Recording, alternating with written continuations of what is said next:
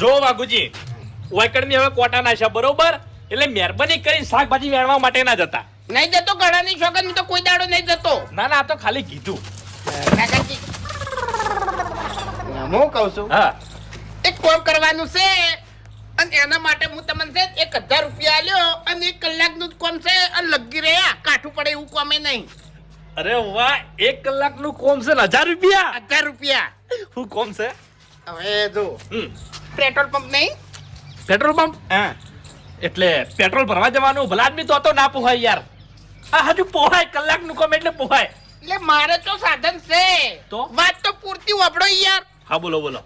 petrol પંપે એક coupon મેં લીધી હતી અને એમાં છે ને મારે રહોડા સેટ લાગ્યો છે બરોબર એટલે હું જોતો લેવા હા બરોબર પણ એને એમ કીધું કે કાકા